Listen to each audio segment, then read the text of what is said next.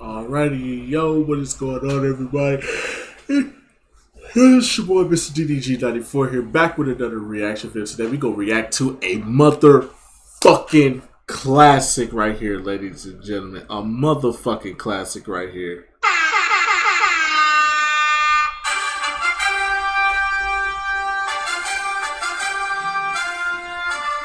The OG Spider-Man, the Tobey Maguire Spider-Man, the first one, the first Spider-Man, the first Spooderman that ever came out. Not Andrew Garfield, not Tom Holland, but Tobey motherfucking Maguire with Christian Dunn, goddamn, damn, what's his name? James Franco and William Dafoe. This is top tier superhero movies right here, bro. This is a top tier superhero movie. This is goated. This is a classic. I don't know. Is Spider-Man a hood classic? I think in the hood we could consider Spider-Man a hood classic.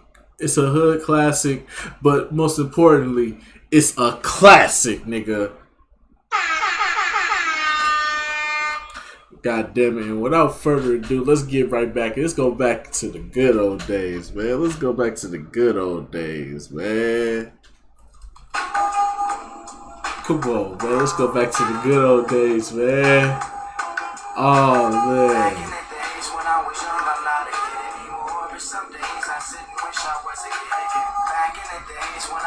I'm not a kid anymore. For some days I sit and wish I was a kid again. I gotta tell y'all a quick story though before we start this. So it was the weekend, the Saturday, the weekend this movie came out. So Saturday. This is the day I found out I was a player from the Himalayas. Okay, this is when I first got my Mac on. You know, so this is when I knew I was a Mac in training. I was a little Mac in training. I wasn't fully developed. I wasn't seasoned. You know what I'm saying? You never come into the game seasoned. You just either you got it in you. It's either you got it in you or you don't. And so we went to the mall. And remember, this is with one of my cousins. Remember in the You Got Served video, I told y'all I had a cousin. That had I got a cousin whose mom won the lottery. So, you know what I'm saying, he was kind of spoiled. So we went to the movies to go see this. And we had an older, and this is two, so yeah, so we was all, I was still underage, but like I said, everybody was like 13 years old. So they could go see the movie. I would have to accompany them to go see the movie. So we all went to go see Spider-Man. I had my Spider-Man shirt on. We went to the mall. We walking around. This is the first time I realized I had that game that my cousins didn't have.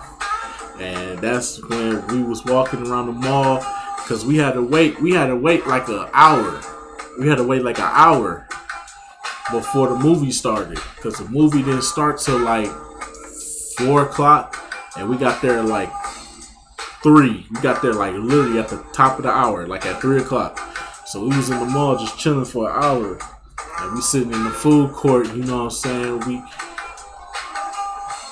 We in the food court. We talking about absolutely nothing. I don't even remember. It was so long ago. All I remember was these girls came up, and I had on these fresh ass J's.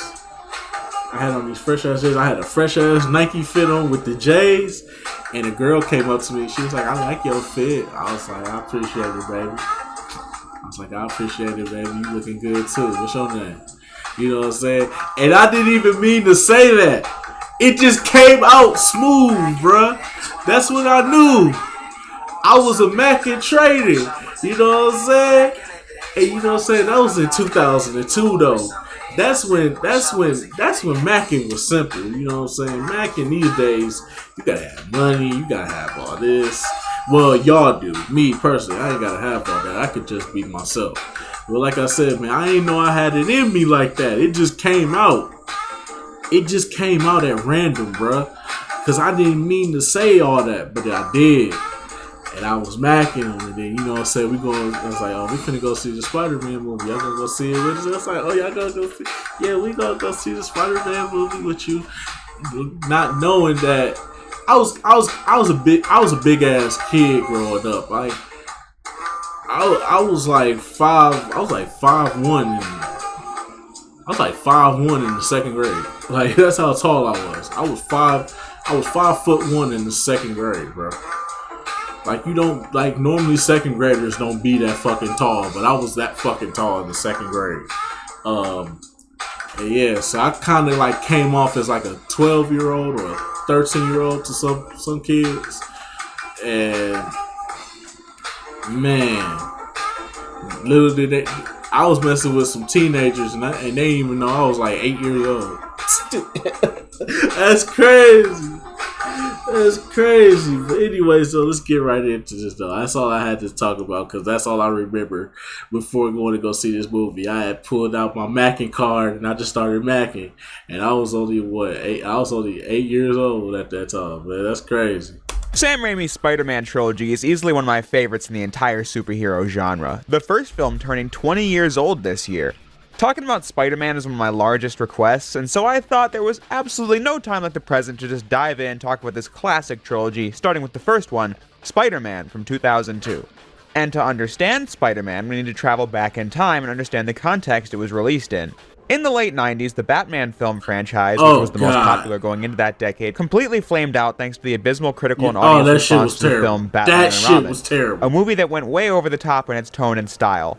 That sort of camp just wasn't resonating with the audience, so that was the end of the Batman franchise for a bit as the most popular superhero movies. Then, in comes Marvel to really change the landscape of the superhero film. First with the successful Blade movie in 1998, we should react to that so with the release of X-Men in the year 2000. I think that's what we're going to do next. To take it as seriously as possible, and avoiding the stigma of Batman and Robin. Do you actually go outside in these things? What would you prefer? Yellow spandex? X-Men's success kicked off the superhero boom of the 2000s. The biggest franchise to emerge from that in the early 2000s was Spider-Man, directed by Sam Raimi, starring Tobey Maguire, Willem Dafoe, and Kirsten Dunst. Spider-Man 1 simply set out to tell the origin of the character, much like the first Superman film in the 70s. Since the film is so iconic, you probably know how it plays out. I don't need to do an in-depth breakdown of the plot here, but like I did for Superman, I'll establish the basics anyway. It's the story of Peter Parker, a high school senior that lives with his Uncle Ben and Aunt May, who's at the absolute bottom of the social hierarchy in school. Even geeks don't want to sit next to him on the bus. His only friend is Harry Osborn, whose father, Norman Osborn, runs a big tech company called Oscorp. Peter and Harry both crushing on a girl named Mary Jane Watson. The film opening on a field trip where Peter gets bitten by a spider that gives him superhuman strength and reflexes, the ability to crawl walls, and shoot webs out of his hands. Peter misuses his powers in an attempt to win money, and his selfishness causes the murder of his Uncle Ben, learning that with great power comes great responsibility, as Peter then becomes the masked hero of Spider-Man. Meanwhile, Norman Osborn tests an experimental super serum on himself that turns him into the deranged villain, the Green Goblin. While Peter has to deal with his feelings for MJ, finding work, and fighting the Goblin as Spider-Man. Like I said, I tried to keep that rundown brief, so let's get into it. The first thing that naturally comes to anyone's mind when creating the first live-action interpretation of a superhero is the basic question: what's it going to look like? More specifically, how are we going to pull it off? The timing was finally right to do a movie like Spider-Man in the early 2000s. If you look into the history of it, plans to make a Spider-Man movie go back as far as the 80s. However, like producer Avi Arad said, the technology was finally ready to make this movie look convincing. The 70s and early 80s was a world where making Superman fly was a technical achievement. But Spider-Man is much more complicated because he swings from building to building doing different flips and all that. Making those kinds of physics look real takes a balance of good green screen and also CGI that won't look dated in a year. Yeah. Now that's not to say shots of this film don't look dated in 2022, because plenty certainly do, with characters looking weightless or like they don't belong in the shot. However, My point is that in 2002, they finally had the tech to make the main gimmick of Spider-Man, swinging around the city, look really good. Yeah. I think what keeps Spider-Man from feeling like a dated CG mess is how Sam Raimi went about directing it. He tries to keep it as real as possible, even in the action scenes. For example, during bits requiring CGI, he cuts to shots of the characters that are real to keep you in the movie. Full-on action sequences are done with the actors, like this part or this one. You feel the impact of scenes because of the destructible set design. They actually made a hydraulic balcony that would tip over for this scene, had real smoke and real fire here. They actually made this wall come down in the climax. This glass actually shattered, the guy the Goblin tossed really crashed into that table. This is a real fight scene. Willem Dafoe did his own stunts. He even learned how to look natural while on top of the glider. They hired an entomologist to help them find the right spider for the movie, learning to control its movements to get the shots they needed, also helping them study different kinds of webs to base Spider-Man's webs off of. The movie feels real because in most respects, it was. This gives the film the ability to age much better than contemporary movies that relied more heavily on CGI that would soon become dated. This is why I love behind-the-scenes material. It really gives you a respect for the work put into these movies. It's pretty cool to see how the real effects and shots of the actors mix with computer-generated images, and see how green screen added scale and depth to scenes taking place on a set. Helping it feel real is the fact that it takes place in the midst of New York City. Raimi had said that he didn't want to create a comic book world for this movie like Tim Burton and Joel Schumacher's Batman films had done. The story was best served by utilizing the real New York City. He explained, "In order to make the story reverberate with the audience, I didn't feel that it was proper to have a super stylized world like the comic book world you see in a lot of film translations of comics. This made it difficult stylistically because if you place this fantastic, colorful character in the normal setting of New York, it's just too jarring. So we took the edge off reality. There are parts of New York which are magical, so we created a whole city out of those realistic, magical parts of New York. Most every building actually exists in Manhattan, but we shot them at magic hour, or added a little extra something to their design or architecture, or the way the light hits them in order to transform the environment." With considered set design, film locations, and even shooting times, they allow the environment to become part of the story, using the sets to tell a story like how this cage match setting was designed to be claustrophobic, so you feel the antagonism Peter feels move in and out of the cage. R.I.P. Macho Peter's Man. bedroom is covered in science stuff and artwork, telling us without words what kind of kid he was. Norman Osborn's walls are covered in green with a plethora of weird-looking masks, showing that he was already kind of weird before the serum. But of course, the film isn't just held together by quality set design. The movie brings the characters to life with detailed costume design. Spider-Man himself has the same basic silhouette and design he's had for decades at that point, which was the goal. The look of Spider-Man was iconic and simple, so why fix what's not broken? For the Green Goblin, I have to give them some credit here. His design is one that's not easily translated into live action. Having a character wear a mask that has a movable piece just doesn't work because such a thing doesn't exist. In the movie, you have an overall goofy appearance, mostly because of the mask where you can see his mouth moving from inside the teeth part of the mask. But all in all, I think they picked a design that works, it's just that the face looks kinda goofy. But we have been spending the last several minutes of the video on the production side of things. But the movie isn't just about the spectacle. After all, Batman and Robin had spectacle but was limited in substance, part of why it bombed. Spider-Man 1 is a timeless movie because of how heartfelt the story is. This wasn't trying to maintain a super serious tone, or the opposite. It was telling a simple story that works so well because of the relationships between its characters.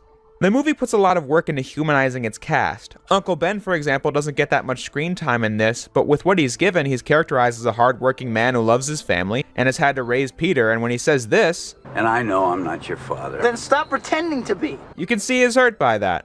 Adds a lot of emotion to his death scene just a few minutes later. Harry Osborn's a character you can tell a lot about just by the dialogue he's given.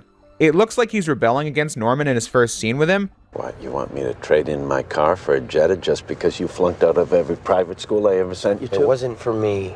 But you can tell how hard he tries to win Norman's favor without being a genius. For example, he gets upset at Mary Jane for wearing red because his dad prefers black. Or how his behavior is affected by the opulence of his upbringing. I want to buy you something.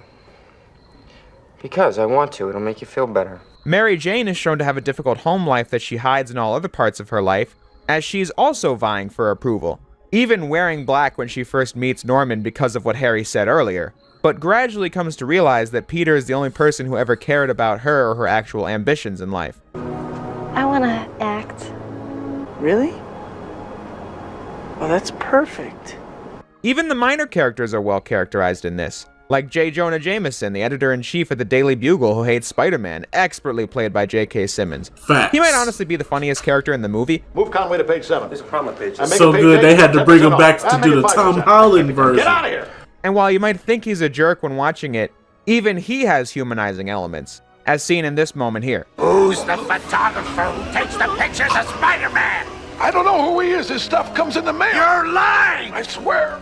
All in all, this is also a really funny movie. It's not a comedy, but it's funny in a really dry and quick manner. It doesn't linger on jokes and has an insanely memorable script. Now he's gonna get away with my money. I missed the part where that's my problem. That's slander. It is not. I resent that. Slander is spoken. In print, it's libel.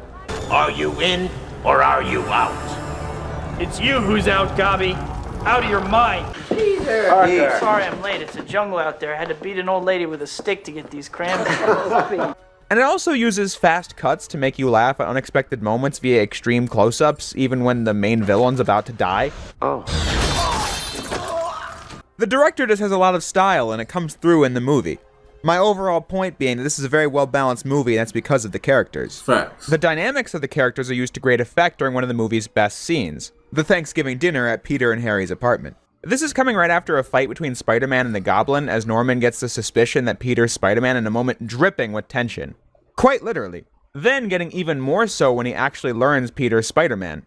How did you say that happened? Bike messenger. Willem Dafoe does a fantastic job making Norman really creepy and sinister in moments like this, and a downright sociopath as well. Even switching between personalities on the fly in other scenes. You killed them. We killed them. He really is a compelling villain in this, also being really entertaining one with how hammy he is as the Goblin. The film gives us contrasting character arcs for both Peter and Norman. Peter learning the meaning of choice and responsibility through his own experiences, which makes him a hero, while Norman descends into villainy because of the fact that he doesn't accept the responsibility for what he does. Starting with trying to lie to the military at the very beginning of the movie in order to keep his defense contract. When the Goblin tells Spider-Man this, In spite of everything you've done for them, eventually they will hate you. he does believe that. He does believe himself wronged by a society of people beneath him. It's the Goblin's serum that allows him to act on those thoughts. Point being that I think the movie has a great dichotomy between its hero and villain. But the whole movie was riding on Tobey Maguire's portrayal of Peter Parker, and thankfully I think he did a fantastic job. Spider-Man's such a unique superhero, especially for the age he was created in, the 1960s. The idea is, he's a superhero, but he's one of us. He didn't land on Earth from another planet or inherit $1 billion. He has these superpowers, but still has to get his homework done, still has to get home on time, can't get the girl of his dreams, misuses the power, and has to pay the price to learn responsibility. All things the average comic reader might relate to in some form or fashion, and that just wasn't the norm of the mainstream superheroes at the time. That's facts. Now, whether or not you buy into Tobey being a high school senior / college freshman is a matter of opinion, I suppose, but for me, that's not even the important part. He's just so sincere throughout the whole movie. From his immature snap at Uncle Ben, his arrogantly letting the crook go, the despair from Uncle Ben being gone, his trying to defend Spider-Man from Jameson, his being there for the people he cares about. He just feels like a real person to me. So by the end, when he says this, I have a father. His name was Ben Parker. it's earned because he's grown so much in the course of the movie. For Sam Raimi, this relatability, this coming-of-age story is the most important part of Spider-Man for him, and it is for so many Spider-Man fans as well. That's the only reason Tobey Maguire even took the job. He said that he wanted to do the movie as long as there was real heart and substance behind it, not just like a special effects show. Forgetting all the superpowers and supervillainy of it all, Spider-Man is an earnest story about responsibility, about growing up. Made especially clear in the ending. Through everything that's happened, Peter learns a really important thing about his being Spider-Man. The ones I love will always be the ones who pay. He has to lead this double life to keep the people he cares about safe. He's not going to tell Harry about his father being the Goblin because he asked him not to in his dying moments. Peter's just going to have to live with Harry thinking Spider-Man murdered his father. And the biggest of all, Peter decides not to be with Mary Jane when he finally has the ability to do so. This was a really important part of the movie to get right. Raimi had said that many actresses auditioned to be Mary Jane, but for him, the deciding factor had to be that she had a chemistry with Tobey Maguire. He wanted you, in the audience, to feel like they should be together, making Peter's awkwardness in the first half of the movie extra hard to watch because they could be so great for each other, but he just won't say anything. But back to the ending, that's part of the tragic element of Spider-Man. He's wanted to be with MJ for his whole life, and now he can, but chooses not to because it's safer that way.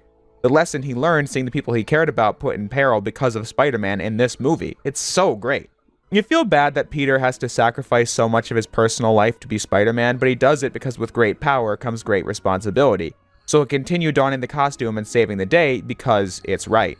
Danny Elfman's score capturing this to a T as his motif for Spider-Man having both epic, bombastic bits, capturing the superhero fun side of Spider-Man, but also more somber bits, the true essence of Peter as a character, which also plays in the film's quieter or sad moments, helping the scenes resonate with the audience. Through a mix of all these things, the characters, the story, the effects, the music, the film is able to end on a triumphant note with one final swinging scene. One where every time you reach that part of the movie, you stop and think, wow, that was a great movie. Facts. That's how the masses felt about this film in 2002, with this being the highest grossing film of the year. And that's also how I feel every time I watch this movie, even 20 years later in 2022. Now, I never saw this in theaters. I was too young when this came out. I was only born in 2000. Although, on that note, I really hope this movie gets some kind of theatrical rerun when it actually turns 20 years old this spring. I'd be all over that. But as I was saying, the movie means a lot to me, having been my introduction to the Spider-Man mythos, having watched the crap out of it via TV reruns and the DVD release. This trilogy, like many people my age, is the definitive Spider-Man, or at least was the bedrock of their Spider-Man fandom. Facts. If you're involved with internet discourse, you'd know that Spider-Man is one of the most tribal fandoms in all of fandoms, largely centering around which of the 3 live-action Spider-Man portrayals is the best. I figured I'd weigh in on this issue because, like I said, Spider-Man is a very tribal fan base. I simply love Spider-Man. Every incarnation that I have enjoyed carries that same DNA that I talked about with this movie. Spider-Man being a character that tries to do the right thing always, but is still is met with tragedy and loss throughout his life, however he chooses to do the right thing anyway. That's what Spider-Man means to me and so many other people. I just think he's a great character at his core. So therefore, you won't catch me being caught up in trying to prove which Spider-Man is the true, most definitive, or most accurate to the comics, because Spider-Man is just a great character and great mythos. Some incarnations are better than others, and some might be more to your taste than others, but I think my point still stands, highlighting why I've been able to enjoy Spider-Man in all his various mediums I've seen him in. So, is this one the most accurate to the comics? Frankly, I have no idea. I don't read comics, so I don't care. I saw a heartfelt movie that was made by talented people who cared a lot about the project, one that has all the elements I enjoy in other Spider-Man stories, and for that, I look at this movie as an absolute win. You can feel while watching the movie and the behind the scenes, and hopefully while watching this video, that this wasn't a work-for-hire project for Sam Raimi. He loved Spider-Man, has for almost his entire life, and carefully considered every aspect of this first film adaptation. And I tried to do justice to that fact throughout this script. Admittedly, this wasn't an easy script to write because so many great video essays have been done on Spider-Man 1 and all the Spider-Man movies that I wondered, what could I really bring to the table? I suppose that's for the audience to decide, but all I know is that I love the movie and wanted to talk about it. And will continue to do so as my next video is going to cover one of my favorite movies of all time, Spider-Man 2. So I hope you look forward to that, and I hope you enjoyed this video as well. In the meantime, thank you all for watching, and I'll see you next time. Alrighty, so that's just going to about do it for this one. I will see you all in the next video. Spider-Man, the Sam Raimi, Tobey Maguire series, trilogy, whatever you want to call it. Now, I know a lot of people don't fuck with Spider-Man 3, for obvious reasons. But let's be real. This movie and the second one,